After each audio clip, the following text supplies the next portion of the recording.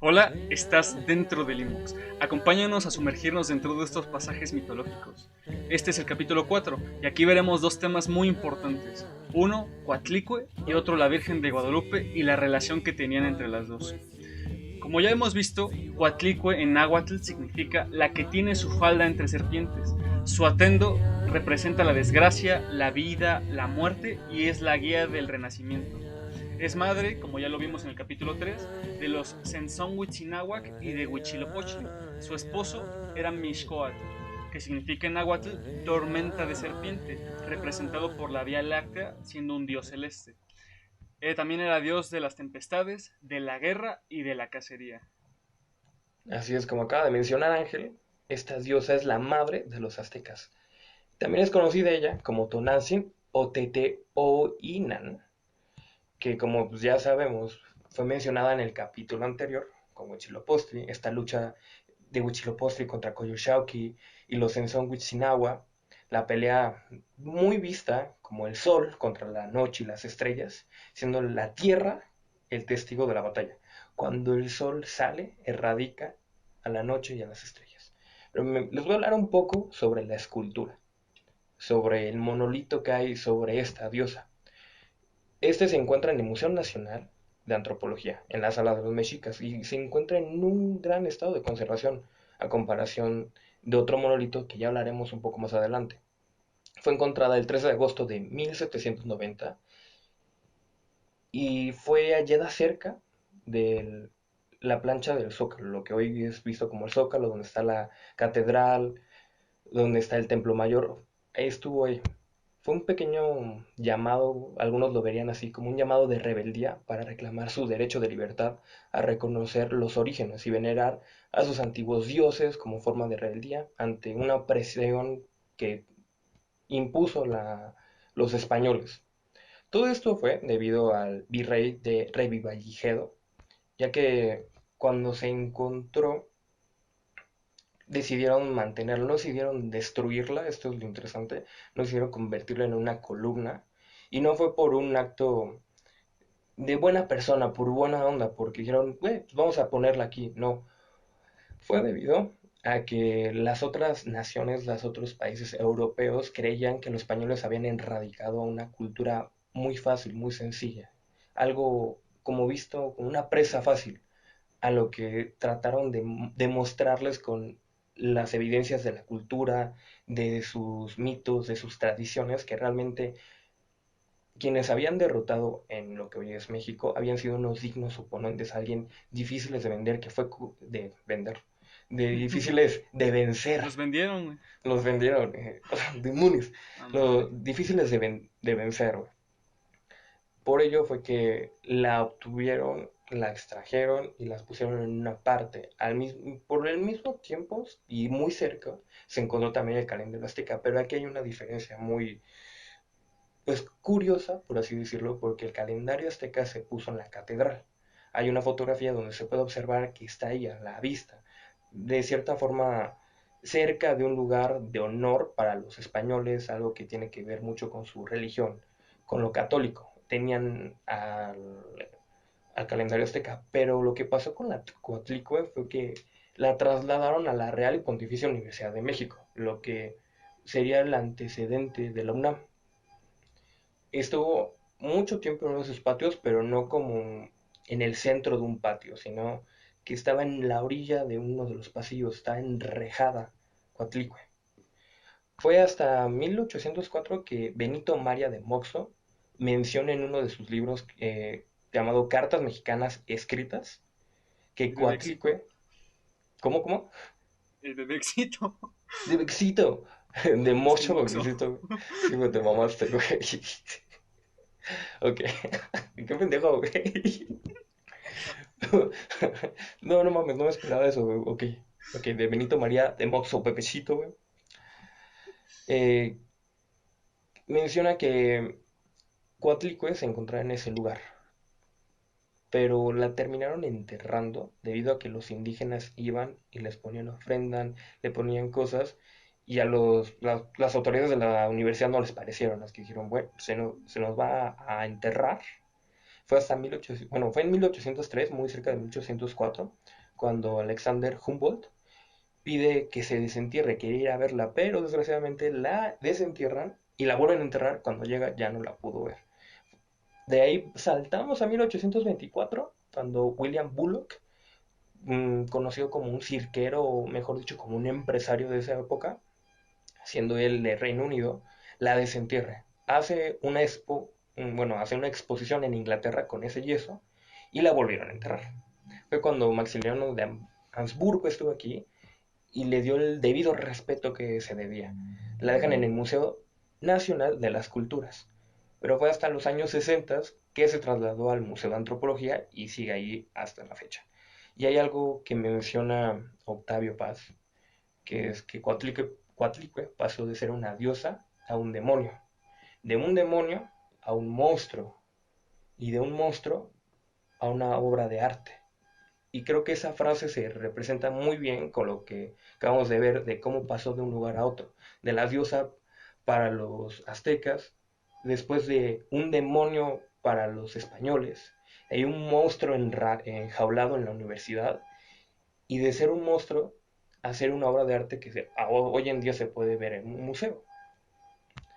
Ahora les voy a mencionar las partes, lo que representa y cómo es la escultura de Coatlicue. Su escultura contiene dos cabezas de serpiente, que representa el principio de la dualidad, la tierra, el conocimiento o sabiduría. Se encuentra ella degollada, por eso es que como chorros de sangre tienen esas serpientes que salen. También tienen sus senos y los corazones, que representa la vida. Sus pechos se ven caídos colgando y listos para amamantar, para nutrir la vida. En cambio, hay un collar que lo rodea junto con son manos, corazones y un esqueleto en el collar. Podemos ver estas tres objetos que tienen diferente cantidad pues, digamos son tres, pero cada uno tiene diferentes números. Son cuatro manos, son dos corazones y una calavera. El collar, Outfit de impacto. outfit de impacto, ¿te imaginas un collar así? Debería de haber algo parecido. Imagínate un collar con manos, corazón, manos y una calavera. Creo que sería un gran accesorio. Sara, patrocínanos. Ay, sí, ¿no? Por Ya favor, dale. patrocinios. Este, nos da a entender el doctor Manuel Aguilar, un profesor de la historia del arte de la Universidad Estatal de California, parte de la UNAM, que es la tierra quien necesita comer vidas, los sacrificios. Los corazones en cada pecho representan nuevamente la dualidad, son dos. Las manos que se encuentran abiertas entre los pechos y corazones indica que se ofrenda la vida y la muerte, siendo el cráneo quien representa esta muerte.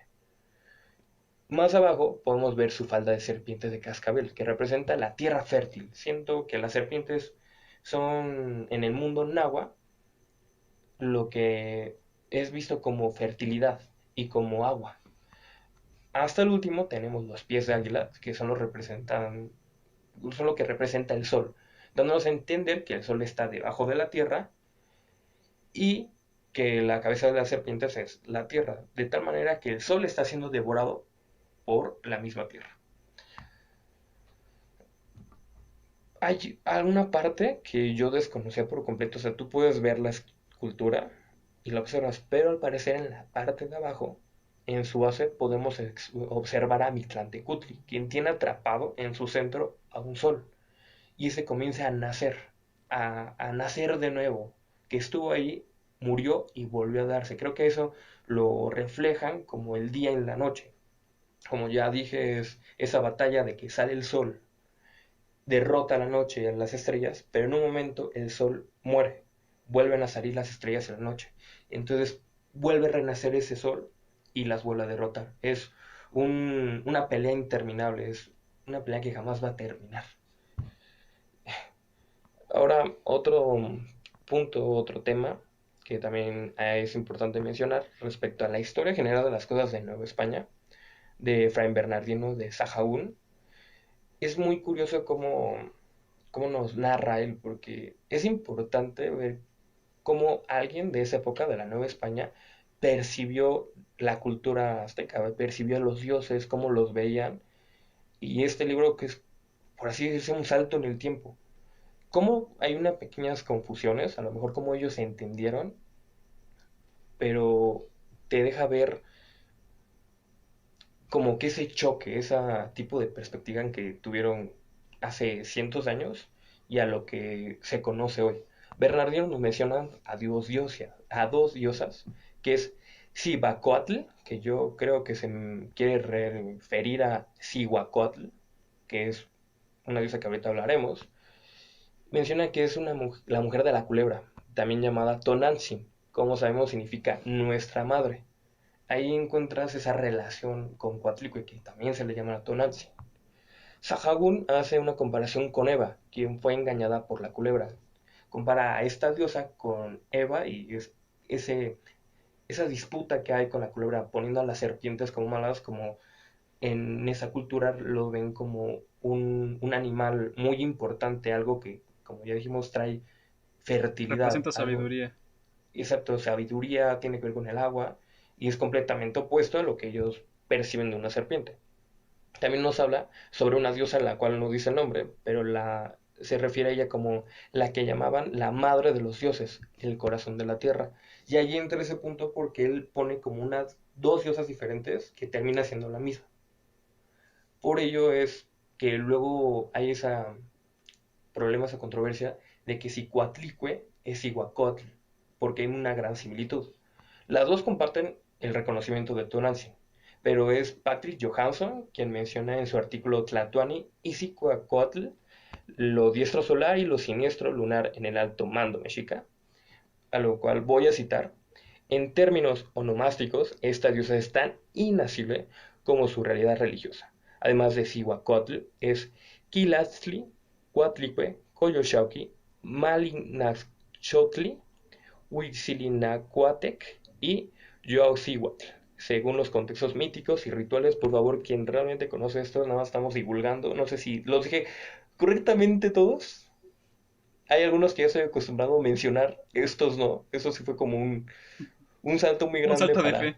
un salto de fe para mi léxico, decir tantos nombres seguidos. Espero haberlos dicho bien. Y bueno, Te siguiendo en dejo el hablar tema más de con... 3 oraciones en un video y ya dices tus gracias. No, no es cierto. Perdón, güey, ya la cagué 3 veces, ¿qué puedo decir? Pero bueno, voy a continuar. Según el INA, que es el Instituto Nacional de Antropología e Historia, nos menciona en un artículo que esta deidad tenía una relación filial con los dioses del poder, que es Huitzilopochtli, también está Xipetotec, Tezcatlipoca y Quetzalcóatl. Era muy importante dentro del Tenochtitlán. Su templo es llamado Tliyancalco, lugar donde abunda la negrura, que se encontraba muy cerca de Huitzilopochtli, nuevamente esa relación, y como que terminas entendiendo que Coatlicue y Cihuacóatl es la misma persona.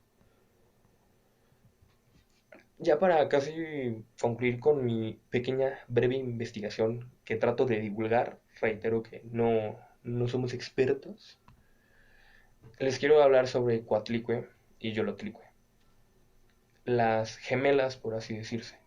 Otra vez, Elina es quien nos comparte una información que existe una cultura, también se encuentra en el Museo Nacional de Antropología, en las salas mexicas, pero no llama tanto la atención como el monolito de Coatlicue, ya que este está muy desgastado, o sea, a comparación de la otra está muy gastada, la piedra no se reconoce tan bien, además está completamente decapitada esa, si no hay como que las serpientes que contiene esa Coatlicue. Nos menciona Elina, esa es una escultura con la representación mítica de la deidad Yolotlicue, está decapitada, tiene un cuerpo erguido, con el pecho desnudo, y de misma manera que Coatlicue, está ataviada con un collar formado con corazones y manos y vestida con una falda, aquí es la diferencia, de corazones humanos. Los pies representaban como el monstruo de la tierra, en este caso son las garras, las garras de águila, aunque no se ve bien. Eh, y esta representación se dice que también en la base tiene escrito el numeral 12 caña. Yolotlicue fue encontrada hasta 1933 por Alfonso Caso, un arqueólogo. Fue Andrés Tapia quien nos habla de ellas en uno de sus libros, y ahí nos deja entender que al parecer no solamente hay dos Coatlicues, sino cuatro. Hay cuatro monolitos que se encontraban en la punta del Templo Mayor, pero solo se saben de estas dos. Algo que también es muy, eh, pues, parecido con Quetzalcóatl, es que la palabra Cotl es serpiente, pero hay esa dualidad, como esa visión de que hay un gemelo, ya que sea Quetzalcóatl tiene a su gemelo Xolotl, Coatlicue tiene a su gemela Yolotlicue, y es Yolotl la diferencia que nos menciona representa el corazón. Muy bien, por nuestra parte, eso es lo que tenemos que decir sobre Coatlicue. Entonces, ahora yo diré sobre Nuestra Señora de Guadalupe, conocida comúnmente como la Virgen de Guadalupe. Es una aparición mariana de la Iglesia Católica. En el catolicismo, las apariciones marianas son las manifestaciones de la Virgen María ante una o más personas en un lugar y tiempo histórico determinado, reconocido oficialmente por la Iglesia. Sin duda, es la creencia más famosa y reconocida del pueblo mexicano actualmente, llegando al punto de que Juan Diego sea reconocido como el primer santo en América por su encuentro con la Virgen en el Cerro de Tepeyac, donde en la actualidad se encuentra la Basílica de Guadalupe, que es el Aquí segundo vivo, recinto mariano más visitado del mundo, superado solo por la Basílica de San Pedro, por la que se considera un destacado fenómeno social y cultural, y mucha gente se considera guadalupano y no católico, porque nos representa de una manera, aunque no lo queramos algunos, increíble. Es nuestra distinción como pueblo y hablaré mejor de eso en un momento. y se puede ver El, en todos los años, del 10 al 13 de diciembre. Te lo digo por experiencia, es un oh, horror ver sí, esto. sí, No, pero hablaré el origen de eso. Eh, el primer obispo de México, Juan de Zumárraga, para ese entonces era Nueva España, al ser escéptico con las apariciones de la Virgen que lo contaba Juan Diego, le pidió una prueba de la veracidad de lo que decía.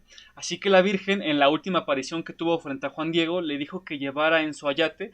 Un ayate es un instrumento agrícola empleado en Mesoamérica para recolectar cosechas, unas flores que arrancó en el cerro de Tepeyac, y las dejó caer enfrente del obispo Juan de Zumárraga, dejando al descubierto la imagen de la Virgen María morena y con rasgos mestizos. Según el Nican Mopohua, texto hagiográfico, que significa escritura de santos, las apariciones tuvieron lugar en el año 1531, ocurriendo la última el 12 de diciembre de ese año.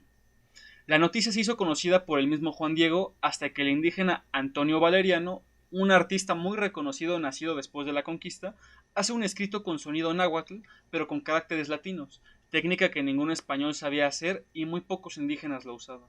Este escrito fue llamado Nican Mopohua, que significa en náhuatl aquí se narra.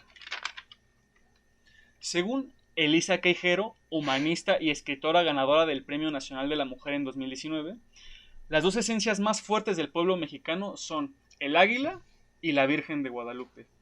Y aunque la Virgen de Guadalupe hizo su aparición en 1531, es en 1534 donde hay una conversión masiva voluntaria de indígenas, cosa que no se había logrado jamás en los años posteriores a la aparición de la Virgen.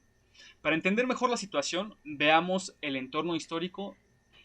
En el libro En su historia general de las cosas de la Nueva España, de Fray Bernardino de Sagajún, escribía: las gentes se van acabando con gran prisa, no tanto por los malos tratamientos que se le hacen, como por las pestilencias que Dios les envía.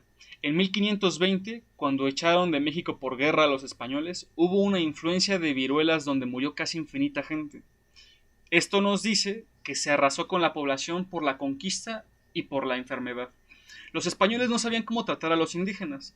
Al pasar un debate en donde se conocería si serían considerados como humanos o no, se llegó a la conclusión de que sí eran humanos, pero debían tener la tutela de españoles ya que no se les consideraba como iguales física ni culturalmente. Por lo que se aplicó la encomienda en la Nueva España introducida por Hernán Cortés, como forma de repartir a los indios con distintos conquistadores y colonos. Uno de los primeros cambios obligatorios era que los indios no debían entregar más trabajo ni tributos a los antiguos señores o deidades de la época prehispánica. Quiero hacer una pausa. Cuando leí esto, mi corazón se rompió de una manera horrible. Pero bueno, Pero les además de la valió, güey. no, Les pues, valió ese ve con además Coatlicue, del, güey. Pero bueno. además de la esclavización legítima, permitiendo todo tipo de abusos sin responsabilidad legal. Y aunque la moral del pueblo estuviera débil, todavía tenían mucho recelo hacia la cultura católica. Pero después de el Nicán Mopohua aparece junto a la aparece junto a la imagen de la Virgen y esto cambia completamente. Los indígenas leían con códices, imágenes y letras, e imágenes que simbolizaban más de lo que se podía ver, y la Virgen no se convirtió en la excepción, por todos los símbolos que porta. Uno de ellos son los rayos del sol que la adornan, que simbolizan a Tonatiuh. Otro, el color azul de su manto, que simbolizaba lo que usaba la nobleza, y se puede entender como una princesa del cielo. Las manos, muchos creerían que está en forma de rezo, pero no es cierto, porque en los códices significaba casa y corazón. También tenía una mano blanca y una mano de color canela, que representaba la conciliación de dos culturas. Y sobre todo, bueno, perdón, tenía enredada en las manos un cinto que en la cultura simbolizaba un embarazo. Y hay en el rebozo de la Virgen hay muchas figuras y una de ellas es una flor muy importante que en realidad no es una flor, es el símbolo de Nahui Olin, símbolo del cambio de eras y representación del regreso de Quetzalcóatl. Y también una forma de referirse a los cuatro Tezcatlipocas y cómo cada uno representa una dirección norte, sur, este y oeste. Abajo de la Virgen se encuentra el ángel, que tiene alas de quetzal o de guacamaya. La Virgen tiene el pelo suelto, que en la cultura representaba castidad, que era virgen.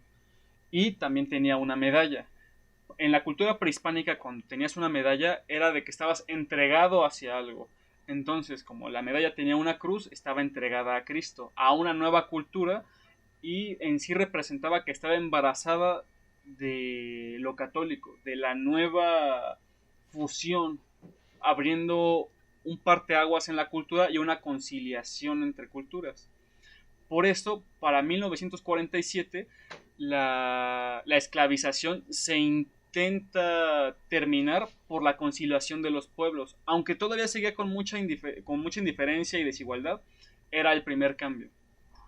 La Virgen es una mezcla perfecta entre las costumbres prehispánicas y las católicas, empezando por el Cerro de Tepeyac, donde ahí se encontraba una de las casas de la Coatlicue.